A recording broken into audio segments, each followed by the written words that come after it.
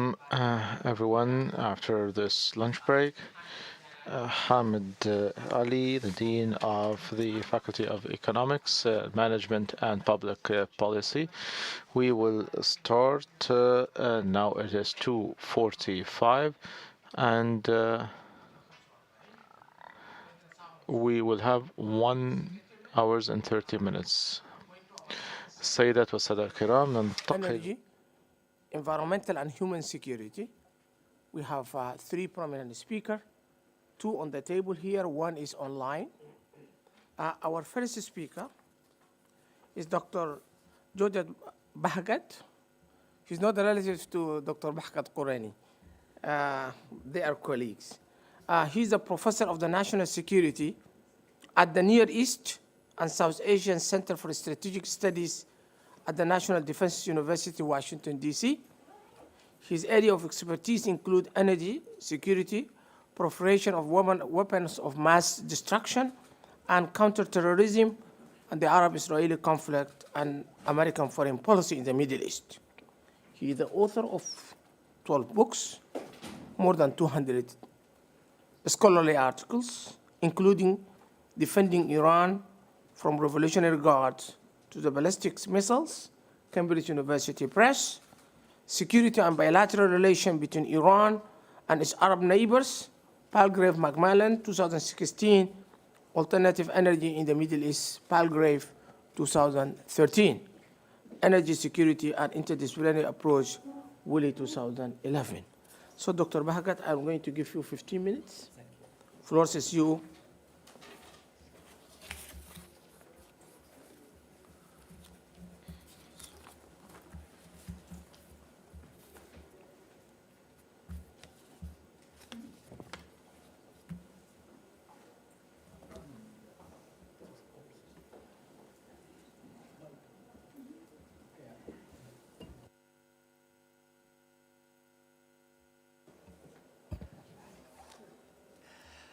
Good afternoon, and it's great to be here, great to be back in Doha, and I believe the topic is very relevant.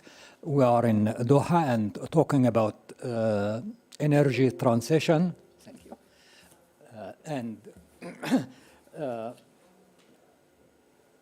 I have been working on energy for more than 35 years, and before I say anything, because I work for Department of Defense, I have to say everything I say is my own opinion, does not represent the policy of United States government or Department of Defense. The term energy security is relatively new. Oil was originally discovered in 1859 in state of Pennsylvania in United States, and for more than 100 years there was no any concern about energy security. Oil prices were very low. There was no any interruption of oil supplies. So the concept energy security was not relevant. With the Arab-Israeli War 1973 and the first oil shock, this was the first time there was disruption of oil supplies, and at that time, 1970s, 1980s, 1990s, the term energy security meant securing enough supplies to meet global needs. The concept, again, focus on the supply side. After 30, 40 years, the International Energy Agency, IEA, came with very comprehensive definition. This comprehensive definition has 4 parts, 4 A's. As you see them, the first one is about geology, availability. If there is oil and gas underground, there is energy security. If there is no oil and gas, there is no security, there is no energy. So the first part is purely about geology. Second part about geopolicy. Sometimes there is oil and gas, but for political reasons, you cannot use them. Very much like the war in Ukraine now, Russia does have oil and gas, but there are sanctions on Russian oil and gas sector. Like next door, Iran, major oil and gas producing country, but because of sanctions, geopolicy restricts how much oil and gas Iran can export. The third part is about economics. The price has to be reasonable, has to be affordable, and like any commodity, the price of oil and gas is determined by supply and demand, but also oil and gas are not only economic commodities. Geopolicy plays important role in determining the price of oil and gas. The last part of this definition, which in early 2000s was relatively new, it's about environment. It is not enough that there is oil and gas underground. It is not enough that the price is right and the country can export its oil and gas, but it is very important that this energy does not pollute the environment. And in my rest of the presentation, I will focus on geopolicy and environment. Because of this concern about the environment, this new term, the hottest topic in energy studies now, energy transition. The word, growing number of people believe there is global warming. And I hope everybody in this room agrees that there is climate change. Okay. Few people, including former US President Trump, had his own doubt about climate change, but I don't want to make any joke about my government, but smart people believe that there is global warming, that the climate is changing. And this consensus, and as you know, the first thing President Biden did when he took office, the same day when he was inaugurated, he rejoined Paris Climate Change Agreement. And this energy transition is the third in human history.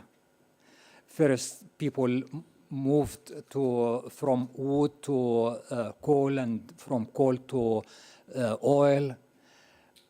Every energy transition took very long time, on average more than 100 years. And every energy transition was driven by technology. Technology and economics, basically that the new source of energy proved more efficient, cheaper. Like if you compare coal with oil, oil is cheaper and can produce more power. With the current energy transition, people want to make this transition in only 25 years. Like European Union is considering new law that by 2035, only 12 years from now, all new cars should be electric cars. In United States, state of New York and state of California have issued similar laws. So this new energy transition is different from previous ones. It is also driven by policy. Somehow, strong lobbyists in different countries believe that that there is climate emergency. And I believe what I know, scientifically speaking, the world is warming up, and this will impact the whole world. There is emergency, and we need to do something about it. We cannot wait. We cannot have business as usual. And in this energy transition, there is consensus that fossil fuels pollute the environment. Okay. One main source of pollution is burning oil and gas and coal. And to slow down, to stop global warming, we need to stop burning oil, gas, and coal. United Nations is leading these efforts. The last climate change summit or meeting, conference of parties, was held in Sharm el-Sheikh last November, and next one in Abu Dhabi. And there is United Nations frame convention on climate change. So there is consensus all over the world and efforts coordinated by United Nations to slow down global warming. I will focus on geopolicy. My training in political science, there are two big geopolitical developments. We'll spend a couple of minutes on each. One of them, most of us are familiar with, the war in Ukraine, but less attention is being paid to China. Since 1973, Europe and the United States have been concerned about dependency on oil-producing countries in the Gulf here. As you know, the famous bargain between Saudi Arabia and the United States, oil for security, and many people in the United States, in the government and outside the government, are concerned about too much dependency on oil-producing countries. Renewable energy will mean much more dependency on China. China is the elephant in the room when it comes to renewable energy. China is by far number one in solar panels. If the world moves very fast to renewable energy, the whole world will be very much so dependent on China. This will have many geopolitical implications.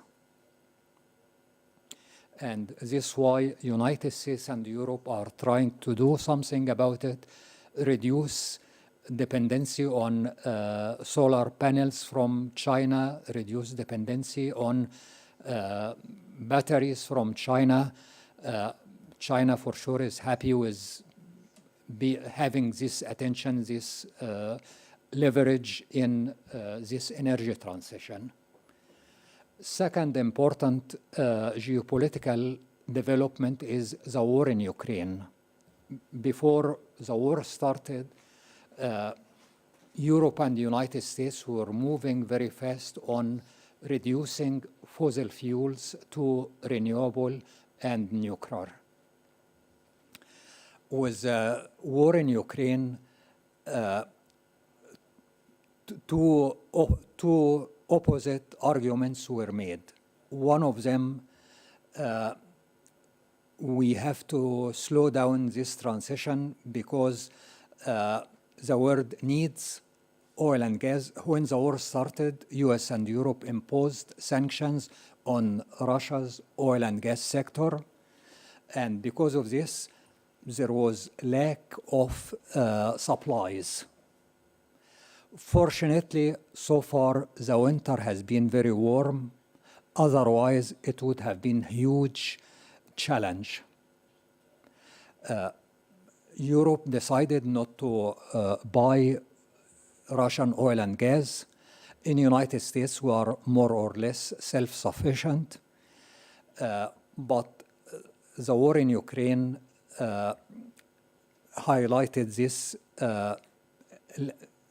insufficient oil and gas supplies. People who preach renewable energy is not ready enough to replace oil and gas. There is not enough wind and solar. The other school, other reaction to the war in Ukraine, that it shows that we have to move faster, that regardless of security of supplies, we have to move away from oil and gas. In the paper, I spent a few pages talking about the pros and cons for each source of energy. Each source of energy has its own advantages and disadvantages. Probably the hottest thing in energy industry now is hydrogen. Many people believe the future is for hydrogen because it is similar to oil and gas when it comes to transportation. It is easy to transport hydrogen, but hydrogen is not fuel. You do not drill for hydrogen. And there are different kinds of hydrogen. The most attractive one is called green hydrogen because it is less polluting. The technology is still expensive, but many countries are investing in hydrogen. Another important source of energy is nuclear power. Nuclear power is getting much more cheaper than it used to be, and nuclear power does not pollute. So what is happening now is investing in solar, wind, nuclear, and hydrogen. Another very important part of energy security is conservation. It is not only supply side, but the demand side, how to reduce consumption. And many countries are moving in this direction. Okay, my last point about GCC, the implications for this. GCC states are the highest in the world when it comes to pollution per capita. Okay. But when it comes to overall, comparing pollution in GCC state with the rest of the world, the contribution to pollution from GCC state is less than 2% of world's pollution.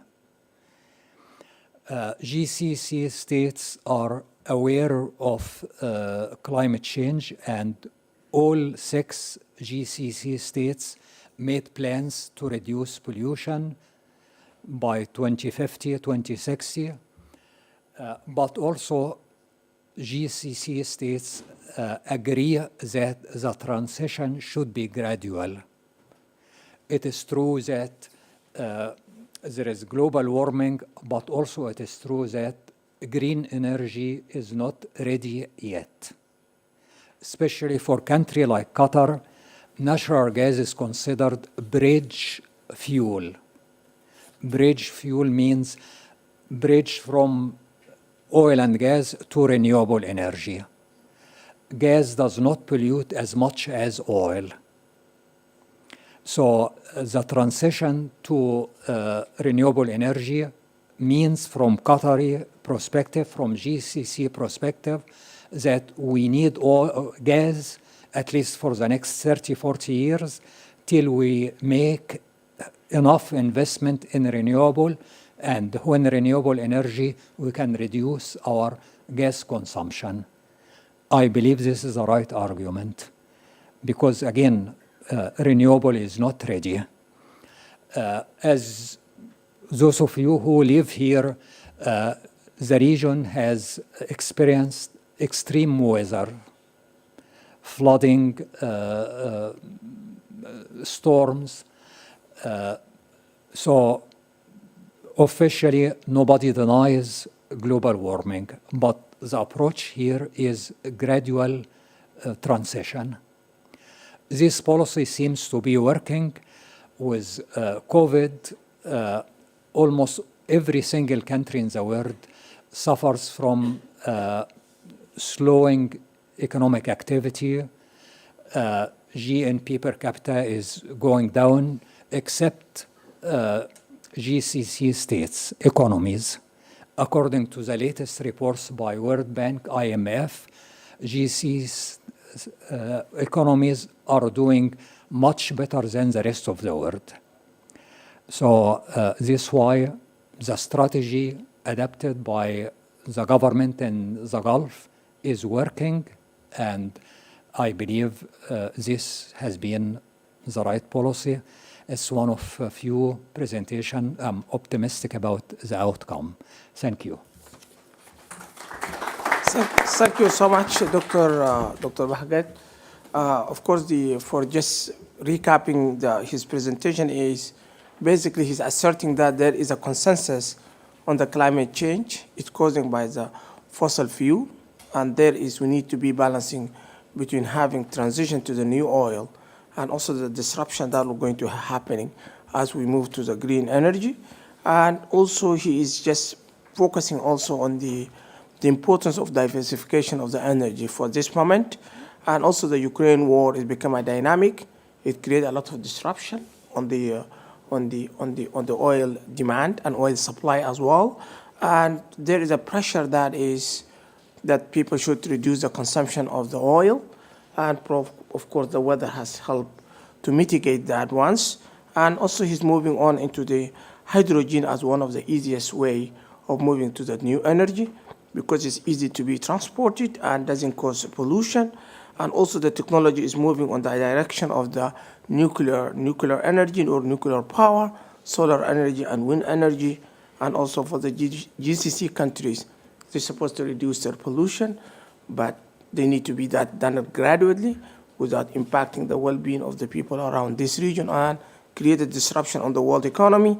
And the natural gas is the bridge that will transition us as we move on to the new sources of energy. So that's in a nutshell the lecture. We are moving to our second speaker. We have Dr. Abdulkarim Ekzayez. He is a Syrian medical doctor, and also he is from King's College. Also, he has studied at University of Aleppo. He did his master's degree over there, and also master's degree at the London School of Hygiene and Tropical Medicine. He gave a presentation at the Chatham House. He has the biggest funding projects that is working on Syrian case studies. Also, he has basically heavily involved in the polio outbreak response in the Middle East between 2014 2016. He's focusing on strengthening the health system, health security, and public health impact of the conflict, and building health research capacity in a conflict setting. Abdulkarim, you have 15 minutes. Yeah, thank you very much, Dr. Hamid. And just a word in Arabic. السلام عليكم ومع أنني أعشق اللغة العربية. Assalamu alaikum. Although I love Arabic language, unfortunately, since I have a very limited knowledge of the terms in this field in Arabic, I will speak in English. Talking about health security. And as we heard in the lectures in the morning and the first panel, we heard about the intersections and the new dimensions in the studies of security studies and strategic studies. And just to reflect on how health security issues can affect choices of individuals, communities, and states. So myself, I started my career in neurosurgery. This was about 12 years ago. And then because of the conflict in Syria, which is one of the health security threats, let's consider it that way, I had to change my focus from surgery to other emerging public health threats. For example, when polio outbreak struck Syria in 2013, I had to be involved, and the whole health system had to dedicate more resources towards fighting measles and polio. And then, because of the prolongation and the chronicity of the conflict, the other focus was on health systems, because the only way to prevent health security threats is by strengthening the health system. And that's why I started this project at King's College London, that looking at how to strengthen health systems in conflict-affected countries.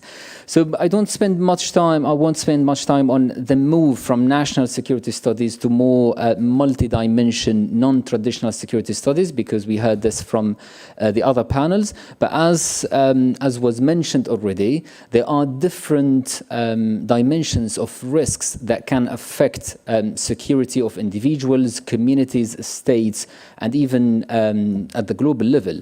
And those dimensions range from issues that can affect individuals, including specific diseases that cannot spread from one person to another, all the way to diseases that can cross the international borders and can affect the whole of humanity. And also, in other means, there are indirect effects on health of individuals. For example, the issues of food security, the issue of water security. So all of these dimensions are related in a way or another to the issue of health of individuals and communities. I'm not the expert here to talk about the issue of securitization, but just to mention how health can be perceived as a security issue. Because the move from international relations perspective or traditional perspective on national security and the focus on the material understanding of security, the theories around social constructivism, they focused on the ideas and the relationships that can define the way we understand security. And it's really about the way we talk about something that either we make it a security threat or not. And a clear example, which is, the founding principle of securitization theory. For example, the issue of Islamophobia is a very basic example that the way certain media and certain politicians talk about Islam in some countries make Islam as a security issue in some of the countries, which is presented by the Islamophobia. While in reality, this is a normal issue that is part of the day-to-day life of people. The same with health. Health is part of our normal day-to-day life, but then because of certain external and internal risk factors, the way we perceive health sometimes could be politicized and sometimes could reach all the way to the issue of security. So from normal issue to a politicized one to even a security threat in certain aspect, either from external factors like diseases or even from internal factors like, for example, conflict or civil unrest. We all heard about how the concept of human security evolved. The UNDP report, for sure, we heard this, I think, concept more than 10 times today, because it is the first document that defined human security and gave it these 7 different dimensions. But then different countries, they were interpreting the issue of human security differently based on the priorities within each country.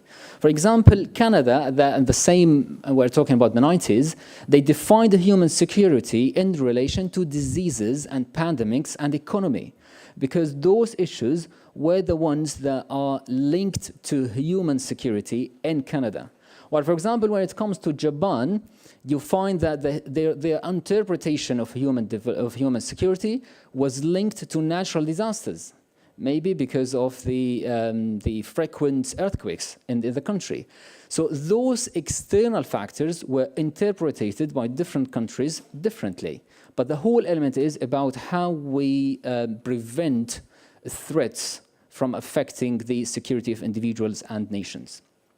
And then at the level of the UN, there was the High Commission on Human Security in 2001.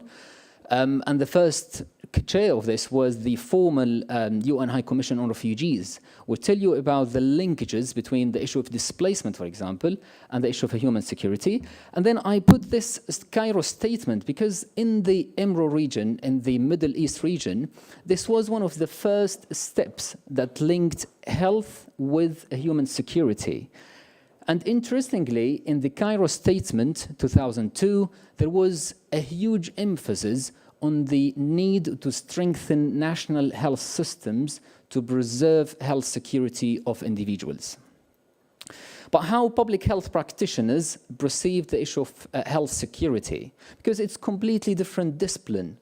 So there are some issues that there is an agreement about them that as part of health security, which when, the issues that require collective response. For example, infectious diseases, and when it comes to lab or biosecurity incidents, because those incidents require collective response, sometimes from one nation, sometimes from different nations. And even in individual level, most constitutions around the world, they do state that health or access to health is part of human rights, which means that all states, they have the responsibility of making health services available so their citizens can enjoy well-being, so they can participate in the day-to-day life in their states, which is linked as well to the social determinants of health, because well-being is not only about the issue of providing health services to people. It is linked to their socioeconomic status, but also to the other aspects of their life that can affect, for example, their access to water, their access to food, and others. And also the issue of social protection, because if health services are available but at a cost, then these services are not accessible by certain groups. Some countries, for example, you would find private health services are well advanced, but those private services are only accessible by people seeking medical tourism rather than people from the same country. And there are some contested issues here around the issue of health security. CBRN is one of them, and the issue of development versus humanitarian when it comes to conflict settings. Because some health practitioners argue that health should not intervene with the other political or military issues to preserve its neutral space. And some argue that this cannot be done in conflict settings without being, engaged in the different discussions and debates. Quick historical development of the issue of health security. So way before the UNDP 1994, after the World War I and at the height of the Korean War, Dr. Richard Doll, who is well known for its work on finding the linkages between smoking and lung cancer, which in some what is called the British Doctor Study. He studied more than 40 British doctors over 50 years to identify that there is a link between smoking and lung cancer. But this Sir Richard Doll, he wrote to the Lancet at that time in the 1951, asking the UK government to intervene to stop the war, the war between South Korea and North Korea. And in this letter, he argued that health practitioners, they do have responsibility in terms of stopping war. And he established later what is called the Medical Association for the Prevention of War, which is one of the first links between health and war and conflict. And then after the UNDP, there were many developments, quick developments. In 2000, the UN Security Council 1308, it identified the HIV, the AIDS, as a threat to international security and peace. So this was the first high-level designation of one disease as a threat for international security. And then the World Health Assembly in 2001 as well, it defined pandemics and outbreaks as threats to national security. It's followed by the WHO report 2009, which is named Global Public Health Security. And here's the move between national level to international level. Because the step before that I skipped, which is international health regulations that were introduced in 2005, were focusing on how to strengthen national health systems to fight basically to prevent, detect, and respond to health threats. But then national health security and national health systems are not enough. There should be more work on the global level, and that's why the WHO report in 2007 came. And then, because this was first not enough, and then in response to the different health threats, there was the Global Health Security Agenda in 2014. And if you see on the column on the right, those are kind of examples of the public health threats that were threatening the whole humanity, basically. So in the last century, infectious diseases were really like the top killers. And as you heard the name, the three top killers, the tuberculosis, malaria, and HIV, and they are still one of the top killers. And then you have polio, measles, smallpox. The only threat that the humanity was able to defeat was smallpox, which was in 1980, thanks to the issues of vaccination. And not only because of vaccination, because of the international efforts, the collective efforts to fight this. And then the other threat is wars. And the Balkan Wars, the Rwanda War in the 90s, and the issue of chemical weapons. And I will come back to the issue of chemical weapons. The anthrax attacks in 2001 as kind of biosecurity incident that can be weaponized through targeting personnel and groups. And then the severe acute respiratory syndrome in 2002, SARS, which I think we paid the cost of maybe not addressing the SARS outbreak in 2002 properly, as we witnessed the COVID-19 pandemic. And there were a lot of outbreaks. In 2009, the swine flu, 2014, the MERS, and the Ebola, which is still a major issue. So all of this led some countries, like the US, to develop national agendas specifically to address the issue of health security. And the UK, for example, they learned from the COVID pandemic that without dedicating resources to the issue of health security, they cannot succeed in fighting health threats. So that's why they established the Health Security Agency in 2021. I will mention some of the threats that are affecting our region. So in 2014, all of you might remember the MERS, the Middle Eastern Respiratory Syndrome, that hit the region, primarily in Saudi Arabia, but also the cases or the presence of the virus spread to other countries. So you find here that the red color, meaning that the transmission happened from a person to another, while the yellow color, that the transmission is happening between animals. And here the issue of One Health came to the agenda as an important element, that we should not only focus on the health of humans, but also on the health of animals. Because if animals are not preserved in terms of maintaining and monitoring outbreaks in animals, humans can also be affected. The issue of chemical weapons, briefly, our region in the Middle East, especially in the last, let's say, 30 years, were affected by chemical weapons maybe more than any other region. The Iranian-Iraqi war in the 90s, where there were a lot of confirmed incidents of use of chemical weapons. In the Syrian conflict, the GBBI, which is the Policy Institute in Germany, they confirmed 339 incidents of the use of chemical weapons in the Syrian war in the last 10 years. This was as of 2019. Some of these incidents were using even nerve agents. And just to mention, in this framework that we developed is about the exposure of chemical weapons, how it can affect the health of individuals, communities, and states. The last issue that I would mention is, in terms of threats affecting our region, are conflicts. As you see here, most of the Arab countries, they are affected by armed conflicts in a way or another. The dark colors here refer to the number of deaths.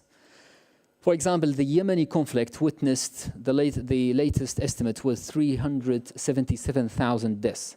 And the latest estimate of Syria, which was done using oral biopsy methodology, estimated 875,000 deaths in the Syrian conflict. But how conflict affect our health? Basically, directly, mortality, morbidity, meaning diseases and deaths, and then indirectly through affecting the national health systems. Now, the national health system in Syria, that was one of the well-developed systems in the region, now suffer a lot of shortages. And this is affecting the health of individuals. In a way, for example, life expectancy in Syria dropped from 76 to, I'm talking about males, from 76 years to less than 62 in less than 2 years. So the drop in life expectancy and the morbidities of under 5 children. So all of these are affecting people and are affecting the ability of the country to recover later. And also within the issue of armed conflict, attacks on healthcare could be a major issue. In this paper, I argued that targeting healthcare in Syria was a military tactique rather than a collateral damage. I explained 5 steps that the Syrian regime and their allies were using, comparing more than 300 incidents of the use of the same pattern, starting with besiegement and then targeting civilian infrastructure, but then focusing specifically on targeting healthcare to weaken the resilience of the communities, so communities would be prone to surrender, and then if all failed, they use the chemical weapon. Lastly, how to address these issues? We need to encourage multidisciplinary partnerships to address the issue of strengthening health systems. This is the project I lead at King's College London, and we try to engage with different levels, starting from grassroots organizations and bottom-up quasi-governmental bodies like the White Helmets or the Health Directorates to try to strengthen the health systems. Because in conflict settings, we cannot wait until a internationally recognized government emerge until we strengthen the health system. We need to find innovative ways to strengthen health systems in conflict settings, and that's what we try to do. And we proved that, for example, after the earthquake now in northwest of Syria and southern Turkey, the first responders in areas affected by the conflict, especially the no-state areas, are those local actors that if they were supported and if their capacities were built, they will be able to build the health system on the long run. The last thing I would mention is the Global Health Security Index. And this index was developed in 2019 by 3 different organizations, and it is internationally well recognized as a good indication of the preparedness of the health systems to respond to the health threats. And it relies on 6 dimensions, including the ability of the health system to prevent, detect, and respond to health threats. And there are many indicators, but just to show you the Arab region here, so the darker than the color, the more the better health security is in this country. So while the USA is number 1 with scoring 75 out of 100, and the UK is number 7, the first Arab country on this list is Qatar. By coincidence, that Qatar is the first, but comes number 49 globally, which tells you first about the challenges the Arab region is facing in terms of health security. Second, about maybe the lack of prioritization of health security in terms of the national agendas. And as you see, the rest of the Arab countries, and even after Syria, it comes Yemen and Somalia. To address these countries, they should prepare national level planning to address the issues of health security, and they should dedicate resources. The way the UK Health Security Agency was developed in 2021 in response to the COVID-19 is a good example that national health systems can learn from the incidents of health security to develop their systems further to be able to fight the upcoming health threats. They will come. It's not a question of whether there will be other health threats, but it is really the question of when this threat will come and whether we will be prepared to fight these threats. Thank you very much. Thank you so much, Abdulkarim. Just very briefly, he's just exploring the concept of the health security and apply it to the case of the Arab world. You consider that even the concept of the health security is evolved Of course, the international organizations, the UNDP, they have a role to play in defining this socially constructed concept. You see that different countries use